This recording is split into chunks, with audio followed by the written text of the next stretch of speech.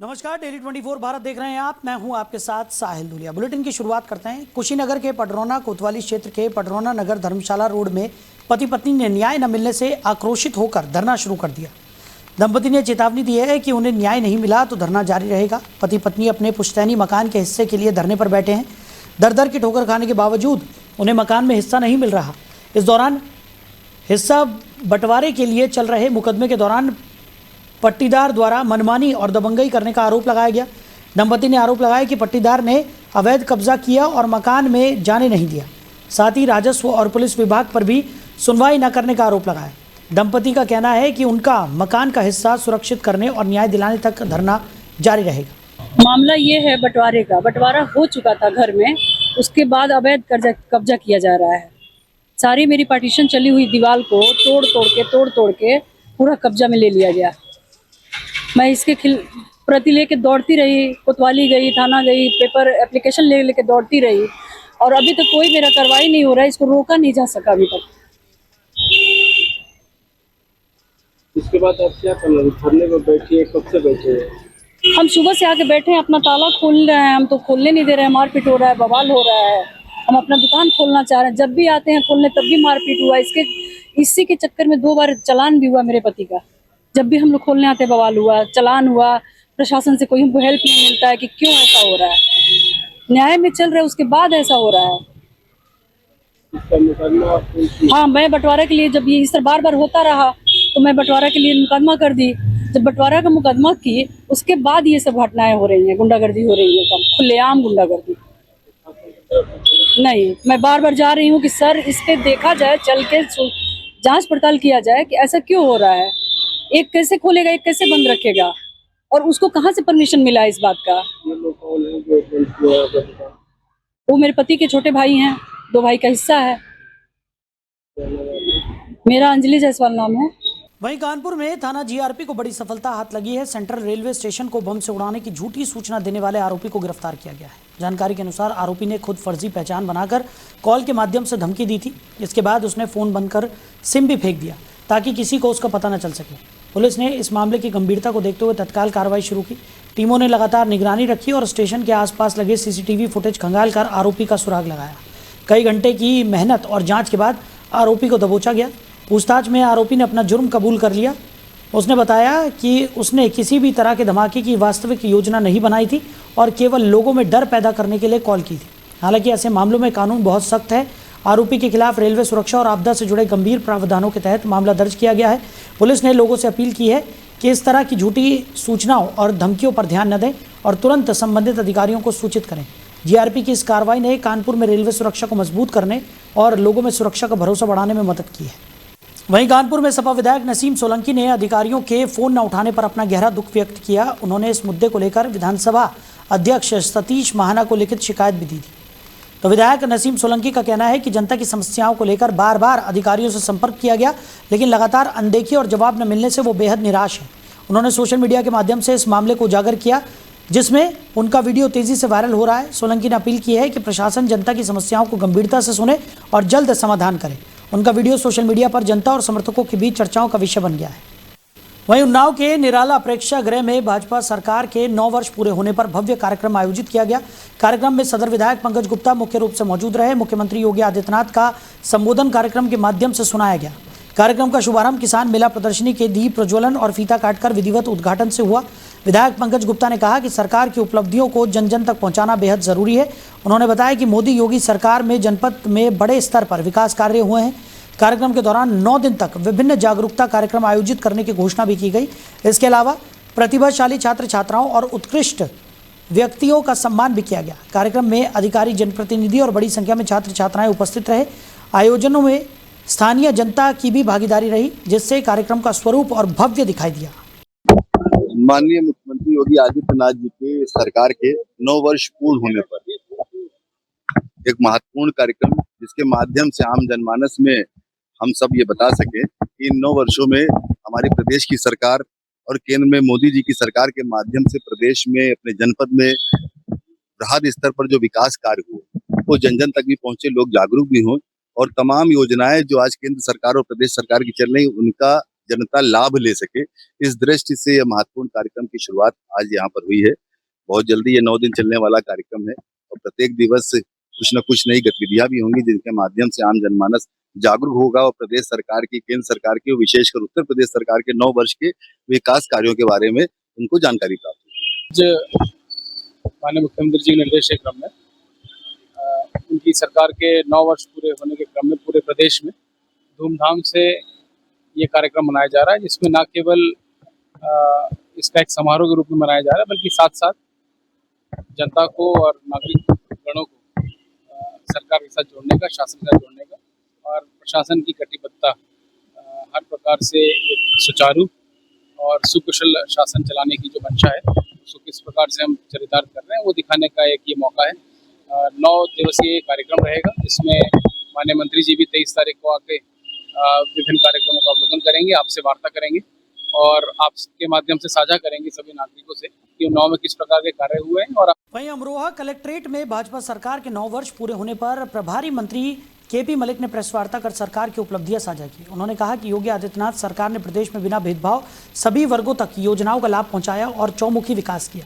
मंत्री ने दावा किया कि गुंडाराज पर पूरी तरह लगाम लगी है और माफियाओं का प्रभाव भी खत्म हुआ है, जिससे कानून व्यवस्था मजबूत हुई है। प्रेस वार्ता के दौरान जब पत्रकारों ने यूपी पुलिस परीक्षा में अवसरवादी सवाल के उत्तर में पंडित शब्द लिखे जाने के विवाद पर सवाल किया तो केपी मलिक ने सीधे जवाब देने से बचते हुए लंबी व्याख्या कर विषय टाल दिया। कुल मिलाकर वार्ता में सरकार की उपलब्धियों पर जोर रहा, जबकि विवादित मुद्दों पर उत्तर गोलमोल ही रहे। तो कार्यक्रम में स्थानीय मीडिया, अधिकारी और जनप्रतिनिधि मौजूद रहे। इस अवसर पर सरकार के विकास, कानून व्यवस्था और जन कल्याण संबंधी कई योजनाओं का जिक्र किया गया। वहीं अमरोहा में थाना सैदन गली क्षेत्र के उझारी सरकारी अस्पताल के पास एक इको गाड़ी में अचानक से आग लग गई। गाड़ी में आग लगते ही अफरा तफरी मच गई और गाड़ी पूरी तरह से जल गई। स्थानीय लोगों ने तुरंत आग बुझाने का प्रयास किया, लेकिन आग तेजी से फैल रही थी। इसके बाद दमकल की टीम मौके पर पहुंची और कड़ी मशक्कत के बाद आग पर काबू पाया। तो गाड़ी मालिक और आसपास के लोग गनीमत रही कि कोई बड़ा हादसा नहीं हुआ। आग लगने के कारणों का पता लगाया जा रहा है और पुलिस एवं दमकल विभाग मामले की जांच पड़ताल में जुटे हुए हैं। वहीं सहारनपुर पुलिस ने मिर्जापुर और फतेहपुर थाना टीम की संयुक्त कार्रवाई में कुख्यात अपराधी शहजाद को मुठभेड़ में मार गिराया। शहजाद पर 1 लाख रुपए का इनाम था और वो लंबे समय से फरार चल रहा था। अपराधी पर गौकशी, गैंगस्टर और हत्या के प्रयास सहित 44 मुकदमे दर्ज थे। चेकिंग के दौरान बाइक सवार 2 संदिग्धों को रोकने का इशारा किया गया, लेकिन उन्होंने पुलिस पर फायरिंग शुरू कर दी। अचानक हुई फायरिंग से अफरा तफरी मच गई। पुलिस ने साहस दिखाते हुए उनका पीछा किया। भागते समय बाइक फिसल गई और बदमाश बाग में छिपकर फायरिंग करने लगे। जवाबी कार्रवाई में 2 पुलिसकर्मी घायल हुए। पुलिस की जवाबी फायरिंग में शहजाद गंभीर रूप से घायल हो गया। उसे अस्पताल ले जाया गया, जहां इलाज के दौरान उसे मृत घोषित कर दिया गया। मौके से 2 पिस्टल, कई कारतूस, नकदी और 1 मोटरसाइकिल बरामद की गई है। शहजाद का दूसरा साथी मौके से फरार हो गया। जनपद सहारनपुर में आज थाना मिर्जापुर और थाना फतेहपुर की जॉइंट टीम के साथ एक मुठभेड़ हुई है, जिसमें 1 लाख का इनामी अपराधी शहजाद मुठभेड़ में घायल हो गया।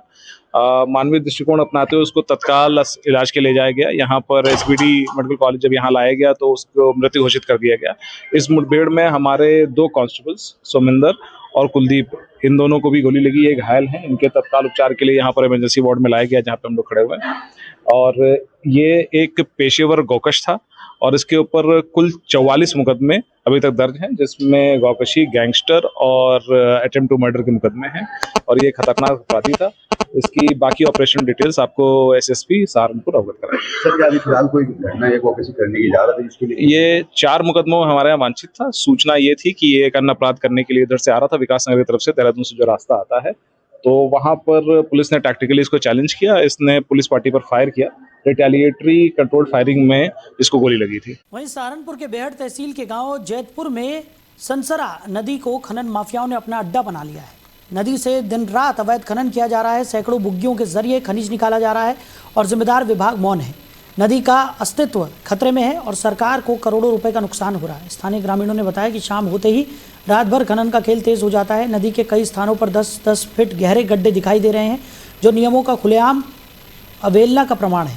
खनिज सीधे सेट स्टोन क्रैशरों तक पहुंचाया जा रहा है, जिससे ये पूरी प्रक्रिया संगठित लगती है। उप जिलाधिकारी मानवेंद्र कुमार ने कहा है कि मामले का संज्ञान लिया गया है और जल्द ही जांच कर कार्रवाई की जाएगी।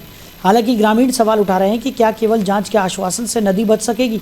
अगर समय रहते कार्रवाई नहीं हुई तो संसरा नदी सिर्फ नक्शों में रहेगी और माफिया करोड़ों का राजस्व डकारते रहेंगे। सहारनपुर तहसील बेहट क्षेत्र के गांव जैतपुर की नदी में इस वक्त मैं मौजूद हूँ। आपको सीधे लाइव तस्वीरें आज वो दिखाने चाहेंगे जो रात के अंधेरे में नदी का सीना छन्नी जैतपुर में अवैध खनन का खेल बड़े पैमाने पर चल रहा है। सैकड़ों बोगिया से हो रहा है अवैध खनन। प्रशासन की चुप्पी पर उठे सवाल। तहसील बेट क्षेत्र के अंतर्गत जैतपुर में इन दिनों अवैध खनन का कारोबार बड़े पैमाने पर फूल रहा है। आरोप है कि रात के अंधेरे में संगठित तरीके से नदी के खनिज सामग्री का ढुलान किया जा रहा है। सैकड़ों बुगिया और मशीनों की मदद से नदी का सीना छन्नी किया जा रहा है, जिससे पर्यावरण और गंभीर नुकसान पहुंच रहा है। स्थानीय सूत्रों के मुताबिक ये पूरा खेल रात के अंधेरे में सुबह से चलता है। अंधेरे का फायदा उठाकर खनन माफिया खुले आम नदी से माल निकालते हैं और सुबह बोगियों के जरिए बाहर पहुंचा जाता है। हैरानी की बात यह है कि इतने बड़े स्तर पर हो रहे इस अवैध कारोबार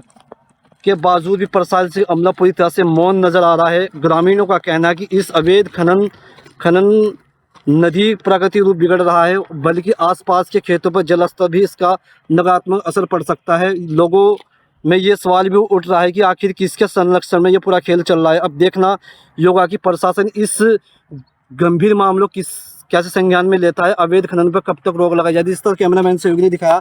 मैं आपको लाइव तस्वीर वो भी दिखाऊंगा किस तरह से यहाँ पर रात के अंधेरे में जो अवैध खनन किया जाता है, बोगियों के जरिए यहाँ पर जो है ढुलान किया जाता है। स्थानीय स्टोन के रेसों पर यहाँ पर माल गिरा जाता है। आप सीधे लाइव तो किस तरह से 10-10 फुट के यहाँ पर जो है नदी का सीना खोद कर रखा है और सीधे लाइव तो नदी में किस तरह से यहाँ पर खनन किया गया है।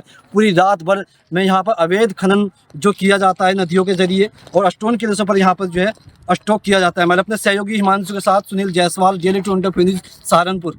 वहीं रायबरेली में जिला अस्पताल इमरजेंसी में तैनात फार्मासिस्ट अमर सिंह शराब के नशे में धुत होकर अपनी कार से कई लोगों को टक्कर मारते हुए भाग गए।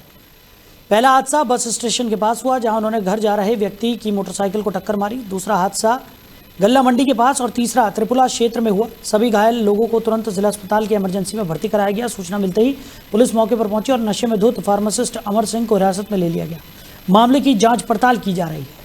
उधर अमेठी में नवरात्र को लेकर पुलिस ने ऑपरेशन चक्रव्यूह के तहत सुरक्षा अभियान चलाया। अभियान के दौरान एसपी सर्वानंद टी खुद सादी वर्दी में सड़कों पर उतरकर रात के समय सुरक्षा व्यवस्थाओं का जायजा लेते हुए नजर आए। उन्होंने न केवल सुरक्षा पॉइंट्स पर तैनात कर्मियों से जानकारी ली, बल्कि सड़क पर आने जाने वाले संदिग्ध व्यक्तियों और वाहनों की भी चेकिंग कराई। रात्रि में सड़कों पर संदिग्ध गतिविधियों पर निगरानी रखी गई ताकि किसी भी अप्रिय घटना से बचा जा सके। एसपी ने पुलिस कर्मियों को नवरात्र के दौरान महिलाओं और बच्चों की सुरक्षा सुनिश्चित करने के विशेष निर्देश दिए। अभियान में पुलिस की मोबाइल टीमों ने नियमित गश्त के साथ संदिग्ध स्थानों पर भी नजर रखी। सुरक्षा पॉइंट्स पर तैनात कर्मियों को महिलाओं के प्रति संवेदनशीलता, संदिग्ध वाहनों की पहचान और समय पर कार्रवाई करने के बारे में विशेष प्रशिक्षण दिया गया।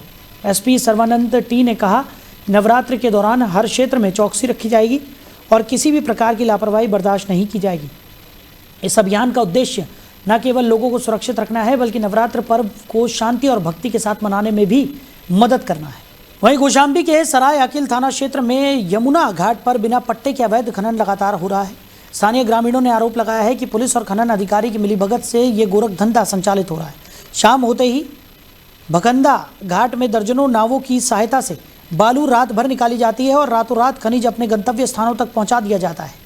खनन के लिए बनाए गए उबड़ खाबड़ रास्तों से वाहनों की आवाजाही का अंदाजा लगाया जा सकता है। ग्रामीणों का कहना है कि यह संचालन सरकारी तंत्र की मिलीभगत की ओर स्पष्ट इशारा करता है। खनन अधिकारी फोन नहीं उठाते और सिस्टम बेबस नजर आ रहा है। उत्तर प्रदेश की योगी सरकार अवैध खनन को जड़ से मिटाने के लिए कठोरतम कार्रवाई के निर्देश दे चुकी है, लेकिन प्रशासनिक अधिकारियों के दावों के बावजूद यहां पूर्ण अंकुश नहीं लग पाया। स्थानीय लोगों की चिंता यह है कि अगर समय रहते कार्रवाई नहीं हुई तो ये नदी सिर्फ नक्शों में ही बचेगी। वहीं अमेठी पुलिस को बड़ी सफलता मिली है। पुलिस ने गैंगस्टर एक्ट में वांछित 25,000 रुपए के इनामिया अभियुक्त को गिरफ्तार कर लिया है। आरोपी लंबे समय से फरार चल रहा था और पुलिस उसकी तलाश में जुटी हुई थी। पुलिस के अनुसार गिरफ्तार अभियुक्त के खिलाफ चोरी, डकैती और गैंगस्टर एक्ट समेत कई गंभीर मुकदमे दर्ज हैं। उसकी गिरफ्तारी के लिए लगातार दबिश दी जा रही है और आखिरकार पुलिस टीम ने सटीक सूचना के आधार पर उसे दबोच लिया। गिरफ्तार होने के बाद पुलिस ने आरोपी के खिलाफ आवश्यक विधिक कार्रवाई पूरी करते हुए उसे जेल भेज दिया है। पुलिस का कहना है कि क्षेत्र में अपराधियों के खिलाफ अभियान आगे भी जारी रहेगा और किसी भी वांछित आरोपी को बख्शा नहीं जाएगा। इस कार्रवाई से क्षेत्र में कानून व्यवस्था को और मजबूत करने में मदद मिलेगी और आम जनता में सुरक्षा का भरोसा भी बढ़ेगा। वहीं कासगंज जनपद के गंज डुंडवारा में मोहनपुर रोड पर आयोजित ईद महोत्सव मेला प्रदर्शनी का भव्य उद्घाटन बुधवार को किया गया। कार्यक्रम में मुख्य अतिथि के रूप में राज्य महिला आयोग की सदस्य रेणु गौड़ और अखिल भारतीय ब्राह्मण महासभा के जिलाध्यक्ष पंकज मिश्रा ने संयुक्त रूप से फीता काटकर मेले का शुभारंभ किया। इस मेले की खास बात ये रही कि गंज डुंडवारा में पहली बार इतने बड़े स्तर पर आयोजन किया गया। मेले में कश्मीर वैली और मनाली थीम पर आयोजित लाइव शो मुख्य आकर्षण बने रहे। बच्चों और युवाओं के लिए झूले, सर्कस और विभिन्न सांस्कृतिक स्टॉल लगाए गए। इसके अलावा देश भर से आए हस्तशिल्प और घरेलू उत्पादों के स्टॉल भी लोगों को आकर्षित कर रहे थे। तो उद्घाटन के दौरान रेणु गौड़ ने कहा कि ऐसे आयोजनों से स्थानीय व्यापार को बढ़ावा मिलता है और सामाजिक समरसता भी मजबूत होती है। वहीं पंकज मिश्रा ने इसे क्षेत्र के विकास और उत्साह का प्रतीक बताया। मेले के प्रवेश द्वार पर आकर्षक रोशनी और कश्मीर वैली की झलक देखने के लिए पहले ही दिन भारी भीड़ उमड़ पड़ी। तो आयोजकों ने मुख्य अतिथियों और पत्रकारों को सम्मानित भी किया। देखिए, जनपद कासगंज में क्षेत्र गंज डोरवारा में जो ईद महोत्सव का आज कार्यक्रम का शुभारंभ मेरे द्वारा किया गया है। इसके लिए मैं गंज डोरवारा के समस्त भाई बंधुओं को, माता बहनों को ईद की व नवरात्रों की हार्दिक शुभकामनाएं व बधाई देना चाहूँगी और बहुत बहुत धन्यवाद देना चाहूँगी अपने पत्रकार बंधुओं का, जो आकर के इस कार्यक्रम में बढ़ चढ़कर उन्होंने भी मेरे साथ भाग लिया है। तो ये महज एक कार्यक्रम नहीं है, बहुत सोच समझ के ये कार्यक्रम रखा गया है, क्योंकि इस महोत्सव में जो बच्चों की बोर्ड की परीक्षाओं को ध्यान में रखा गया है। ये बहुत बड़ी बात है कि बच्चों के हाई स्कूल, इंटर के जो परीक्षाएं थी वो 25 तारीख को पूर्ण रूप से समाप्त हो जाएंगी। तो इससे बच्चे भी एक महीने इस आयोजन का पूरा आनंद ले सकेंगे। वहीं प्रदर्शनी से क्या लोगों को क्या लाभ मिलेगा इससे? देखिए, इस प्रदर्शनी के माध्यम से जो कुछ हमारे आर्थिक रूप से जो हमारे दुकानें लगाई हुई हैं, उनका बहुत बड़ा सहयोग रहेगा कि उनकी दुकानों से जो बच्चे खरीदारी करेंगे या बड़े खरीदारी करेंगे, उससे उसकी जो इनकम होगी उससे उनका परिवार बहुत अच्छे से चल सकेगा। ये हमारे राष्ट्र। वहीं पीलीभीत के थाना बरखेड़ा क्षेत्र के गांव आरशिया बोझ में एक युवक की संदिग्ध परिस्थितियों में मौत से हड़कंप मच गया। गुरुवार सुबह गांव के बाहर एक आम के बाग में युवक का शव फांसी के फंदे पर लटका मिला। घटना की सूचना मिलते ही स्थानीय लोग मौके पर जुट गए और पुलिस को जानकारी दी गई। मृतक की पहचान पिंकू के रूप में हुई है, जो शाहजहांपुर के थाना कांट क्षेत्र के दिलावरपुर का रहने वाला बताया जा रहा है। वो अपने रिश्तेदारों के यहाँ आया हुआ था। परिजनों के अनुसार पिंकू बुधवार को अपने मामा की बाइक लेकर मेला देखने गया था। मेला देखने के बाद जब वो वापस लौटा तो उसकी बाइक चोरी हो चुकी थी, जिससे वो काफ़ी तनाव में आ गया था। बताया जा रहा है कि बाइक न मिलने के डर और मानसिक दबाव के चलते युवक ने एक कदम उठा लिया। सुबह उसका शव आम के पेड़ से लटका मिला। सूचना पर पहुंची पुलिस ने शव को कब्जे में लेकर पोस्टमार्टम के लिए भेज दिया है। पुलिस का कहना है कि मामले के हर पहलू से जांच की जा रही है और रिपोर्ट के आधार पर आगे की कार्रवाई भी की जाएगी।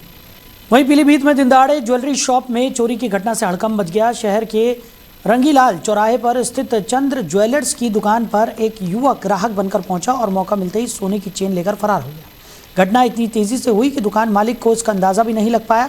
घटना की जानकारी मिलते ही कोतवाली पुलिस मौके पर पहुंची और जांच शुरू कर दी। पुलिस आसपास लगे सीसीटीवी कैमरों की फुटेज खंगाल रही है ताकि आरोपी की पहचान कर जल्द से जल्द उसे गिरफ्तार किया जा सके। घटना के बाद शहर के व्यापारी भी मौके पर पहुंचे और पुलिस से जल्द खुलासे की मांग की। व्यापारियों ने कहा कि इस तरह की घटनाएं बाजार की सुरक्षा पर सवाल खड़े करती है और अपराधियों के हौसले बुलंद हो रहे हैं। पुलिस अधिकारियों का कहना है कि जल्द ही आरोपी को गिरफ्तार कर घटना को खुलासा किया जाएगा। फिलहाल पुलिस टीम संदिग्धों से पूछताछ और तकनीकी साक्ष्यों के आधार पर जांच में जुटी हुई है। वहीं विकासखंड मुजफ्फराबाद की ग्राम पंचायत मुजफ्फरपुर के गांव आमवाला में देसी शराब के ठेके को हटाने की मांग को लेकर महिलाओं का आक्रोश फूट पड़ा। बड़ी संख्या में महिलाएं ठेके पर पहुंची और जोरदार विरोध प्रदर्शन करते हुए प्रशासन के खिलाफ नारेबाजी भी की। प्रदर्शन कर रही महिलाओं का कहना है कि गांव के पास संचालित इस शराब ठेके के कारण क्षेत्र का माहौल बिगड़ता जा रहा है। दिन भर यहां शराबियों का जमावड़ा लगा रहता है, जिससे गांव की शांति व्यवस्था प्रभावित हो रही है। महिलाओं ने आरोप लगाया कि नशे में धुत लोग राहगीरों के साथ गाली गलौज करते हैं और कई बार मारपीट की घटनाएं भी सामने आई हैं। महिलाओं का कहना है कि इस कारण गांव में भय और असुरक्षा का माहौल बन गया है, जिसका असर बच्चों और महिलाओं पर भी पड़ रहा है। उन्होंने चेतावनी दी कि जब तक ठेका नहीं हटाया जाएगा उनका विरोध जारी रहेगा और जरूरत पड़ी तो आंदोलन को और तेज किया जाएगा। प्रदर्शन में सोमवती, सुलोचना, संगीता, सुमन, बालादेवी, रेखा, उषा, कौशल और ओमवती सहित कई महिलाएं शामिल रहीं। वहीं अंबेडकर नगर के टांडा विधानसभा क्षेत्र में राजनीतिक सरगर्मियां तेज हो गई है। लॉर्ड बुद्धा पब्लिक स्कूल में समाजवादी पार्टी के ब्लॉक अध्यक्षों की बैठक आयोजित की गई। बैठक में आगामी 2027 विधानसभा चुनाव को लेकर रणनीति बनाई गई और राष्ट्रीय अध्यक्ष अखिलेश यादव को मुख्यमंत्री बनाने का संकल्प लिया गया। बैठक में समाजवादी पार्टी के वरिष्ठ नेता नवीन वर्मा, संतोष यादव और अन्य कार्यकर्ता भी उपस्थित रहे।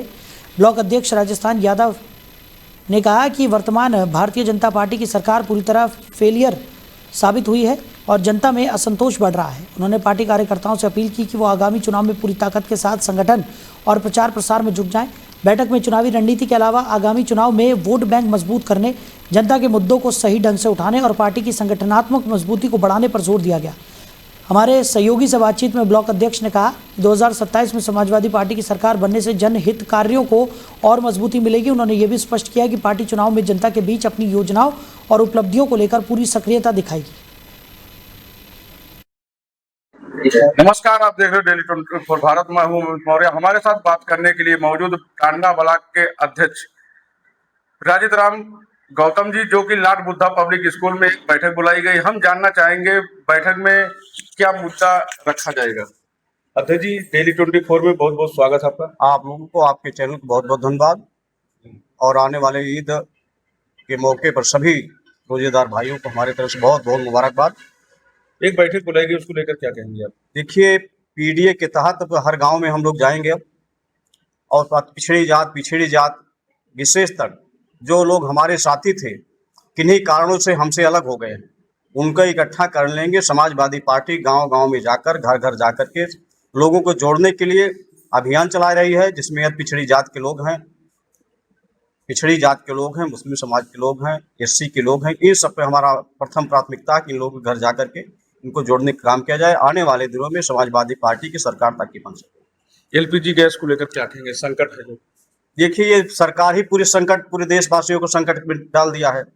जब भी ये सरकार आती है तभी देश के लोगों को, समाज सबको लाइन लगा दे, चाहे नोटबंदी हो, चाहे गैस बंदी हो, चाहे जो भी प्रकार से लाइनें लोगों को कर देती है।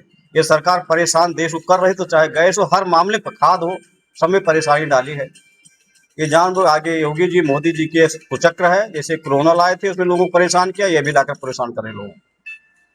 मुख्यमंत्री योगी आदित्यनाथ कह रहे हैं सपा और कांग्रेस पाप की पार्टी है, डबल इंजन की सरकार। देखिए, वो डबल हो और उनका ट्रिपल इंजन हो, वो लोग फेलियर लोग हैं, फेल हो चुके हैं पूर्णतया। अब लोगों के अंडपंड का आरोप लगाएंगे। समाजवादी पार्टी एक सामाजिक मूवमेंट को चला रही है। डॉक्टर अंबेडकर, मानवर कांशीराम, डॉक्टर लोहिया के मिशन में चलने वाली पार्टी है। ये कभी कमजोर पार्टी नहीं है, बशर्ते हमारे लोग कुछ गुमराह थे इधर उधर। अब फिर से इकट्ठा हो रहे हैं। अब आने वाले 27 में सरकार बनाएंगे। योगी जाने वाले हैं, अनर्गल आलाप बोलते रहें। डिप्टी सीएम केशव प्रसाद मौर्य कहें 47 तक जी अखिलेश यादव सपना मत देखें कि सरकार में आएंगे। अरे वो 47 तक रहेंगे कि नहीं रहेंगे? 70 साल 60 साल के आदमी 47 तक कौन राजनीति किया है? कौन देखा है? कोई आदमी सुबह हो जाए शाम हो जाए सुबह नहीं देख पाता है, तो 47 तक कहाँ देख पाएंगे? उनका नौटंकीबाज हो, कोई मतलब नहीं उनका। अंबेडकर नगर से अमित मौर्य की रिपोर्ट। तो फिलहाल इस बुलेटिन में मेरे साथ इतना ही। आप बने रहिए। नमस्कार।